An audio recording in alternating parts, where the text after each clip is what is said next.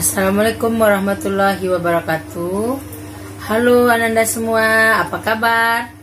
Alhamdulillah ya. Sekarang mudah-mudahan Anda masih dalam keadaan sehat, masih dalam keadaan segar, dan masih dalam keadaan semangat dalam belajar.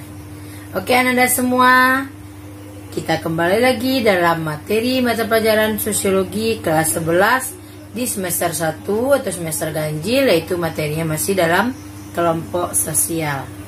Materi kita yang sudah kita pelajari lalu yaitu adalah tipe kelompok sosial atau bentuk kelompok sosial, yaitu kelompok sosial secara semu atau kelompok yang tidak bisa kita lihat. Namun kemarin kita udah belajar ada bagian-bagiannya tentang kerumunan, ada bagiannya massa, ada publik, ada geng, ada klik, dan kerumunan itu juga punya bagian, ada formal audience, ada inconvenient, ada panic causal crowd, dan macam-macam sudah kita pelajari. Namun sekarang Ananda semua kita akan belajar lagi nanti. Ananda setelah pembelajaran ini Ananda akan belajar itu tentang tipe kelompok nyata atau bentuk kelompok yang kedua.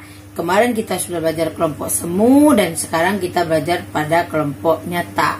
Kelompok nyata berarti kelompoknya sudah pasti berkesinambungan atau kelompok yang memiliki ciri-ciri yang jelas. Dari tipe tersebut, kelompok nyata juga dia punya bagian. Ada dari berdasarkan kelompok nyata itu ada pertama ada namanya bentuk-bentuk kelompok nyata. Ciri-cirinya adalah pertama kelompok statistik. Kalau kelompok statistik pertama tidak direncanakan, tidak disengaja, dan sudah terbentuk dengan sendirinya. Dan ciri yang kedua, tidak terhimpun dan tidak terorganisir pada wadah tertentu. Dan yang ketiga, tidak ada interaksi dan komunikasi secara terus-menerus. Dan yang keempat, tidak ada kesadaran kelompok. Yang kelima, kehadirannya konstan. Biasanya ini terjadi atau contohnya pada kelompok wanita, ada kepada kelompok anak-anak yang sedang bermain, ada kelompok-kelompok remaja, itu namanya kelompok statistik.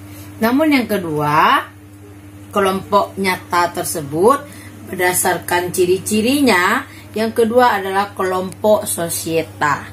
Kelompok sosieta atau kelompok kemasyarakatan. Dia berbeda ciri-cirinya dengan kelompok statistik. Ciri yang pertama, kelompoknya tidak direncanakan, tidak disengaja, terbentuk dengan sendirinya. Dan yang kedua, kemungkinan terhimpun pada satu wadah tertentu. Dan yang ketiga, kemungkinan juga terjadi interaksi, dan komunikasi secara terus-menerus. Yang keempat, kemungkinan terjadi kesadaran kelompok. Dan yang kelima, kehadirannya konstan. Itu bedanya. Kalau di ciri-ciri statistik dia tidak ada, dan yang di sosieta kemungkinan itu terjadi. Dan ketiga, dia ada cirinya yang ketiga adalah kelompok sosial. Antara kelompok sosieta dengan kelompok sosial itu pada dasarnya dia hampir sama. Namun pada kelompok sosial itu interaksi dan interrelasinya secara terus-menerus. Contohnya kita tinggal dalam kehidupan bertetangga, RT, RW, itu salah satu contoh kelompok sosial. Dan yang keempat ada namanya di bagian-bagian kelompok nyata tersebut adalah kelompok asosiasi atau associational group. Associational group. Dia punya ciri-ciri pertama direncanakan atau sengaja dibentuk. Yang kedua terorganisir pada suatu wadah tertentu. Yang ketiga ada interaksi, interrelasi, dan komunikasi secara terus-menerus. Dan yang keempat adanya kesadaran terhadap kelompok yang sangat kuat. Dan yang kelima kehadirannya konstan. Ini memang sengaja dibentuk loh. Ini dibentuk salah satu contoh adalah seperti sekolah, lembaga pemerintahan. Itu memang sengaja dibentuk. Itu dari ciri-ciri jenis satu tipe kelompok nyata berdasarkan ciri-ciri. Oke. Jadi itu tadi baru bentuk-bentuk klasifikasi kelompok sosial berdasarkan ciri. Dan yang kedua Tipe kelompok nyata tersebut ada berdasarkan erat longgarnya ikatan antar anggota. Berdasarkan erat ikatan antar anggota, dia terbagi menjadi dua. Yang pertama namanya Gemeinschaft atau paguyuban. Paguyuban itu merupakan kelompok sosial yang anggotanya memiliki ikatan batin yang murni, yang sifatnya kekal, alamiah, serta didasarkan pada rasa cinta dan perasaan. Contohnya itu berarti ada kedekatan batin. Kedekatan batin karena ada gara-gara intimate, hubungan yang mesra atau menyeluruh, ada privat, bersifat pribadi. Karena ada beberapa orang begitu saja kita merasa begitu dekat aja, merasa satu kelompok aja. Dan yang ketiga namanya eksklusif, yaitu hubungan tersebut hanyalah untuk kita saja, tidak ada orang lain yang ada di situ. Menurut Ferdinand Tönnies, Gemeinschaft itu juga terbagi menjadi tiga. Ada namanya paguyuban of mind, ada namanya paguyuban of place, dan ada paguyuban karena ikatan darah atau karena keturunan. Ini by blood nama istilahnya. Paguyuban by blood atau Gemeinschaft by blood, Gemeinschaft of place, dan Gemeinschaft of mind. Kalau yang Gemeinschaft of by blood itu karena ada ikatan darah. Kenapa kita berkelompok? Itu karena adanya ikatan darah, keturunan. Bisa saja karena dari keluarga, atau karena dari suku, atau ada dari keturunan-keturunan. Sehingga muncullah ada yang namanya kelompok kekerabatan matrilineal, patrilineal, atau berdasarkan suku.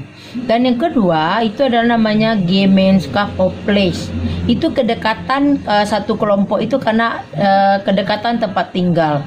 Karena suatu daerah seperti satu warga atau satu RT, satu RW, itu namanya of place. Kita hidup bertetangga, kita saling berbagi dengan tetangga. Dan yang ketiga itu ada namanya Gemeinschaft of mind. Itu adalah karena kesamaan ideologi.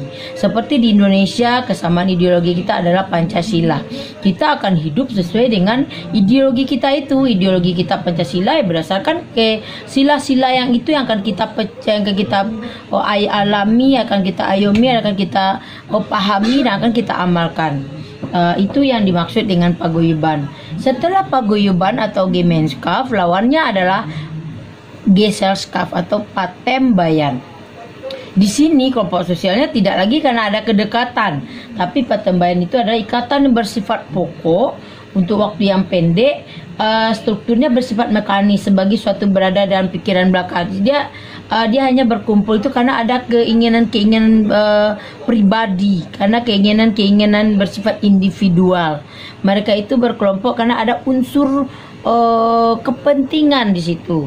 Misalnya contohnya seperti kelompok perkumpulan arisan karena dia akan menerima, ada perkumpulan satu pekerjaan di pasar karena mereka memiliki unsur kepentingan, satu menjual, yang satu lagi membeli, mendapat sama-sama memperoleh keuntungan. Oke, Anda semua, itu dari tipe atau klasifikasi kelompok sosial yang kedua, itu berdasarkan erat longgarnya ikatan antar anggota. Oke, Ananda, sekarang tugas Ananda adalah Ananda mencari sendiri atau mengalami sendiri. Ananda jelaskan contoh tersebut dalam kehidupan Anda sendiri, kasus. Yaitu yang pertama tadi berdasarkan ciri-ciri kelompok statistik, diambil contohnya 2, contoh kasus bercerita. Yang kedua itu klasifikasi kelompok sosieta. Yang ketiga sosial. Yang keempat asosiasi. Berarti 2 masing-masing contoh kasus, berarti contohnya ada 8. Dan yang selanjutnya itu klasifikasi yang kedua ini, yaitu erat longgarnya ikatan antar anggota. Itu ada paguyuban dan ada patembayan. Paguyuban juga dibagi tadi menjadi 3. Di paguyuban 2, patembayan 2, berarti jumlahnya 12. Dan paguyuban yang 3 tadi, by blood, of place, dan of mind, itu juga Ananda cari contoh masing-masing 1 saja. Di 12 tambah 3, 15. Tugas Ananda untuk pertemuan hari ini. Dan deadline-nya silakan Anda baca sendiri. Selamat bekerja, tetap semangat. Ananda harus selalu belajar walaupun pada COVID-19 ini kita tetap belajar. Di rumah kita juga bisa belajar. Selamat pagi dan siang. Assalamualaikum warahmatullahi wabarakatuh.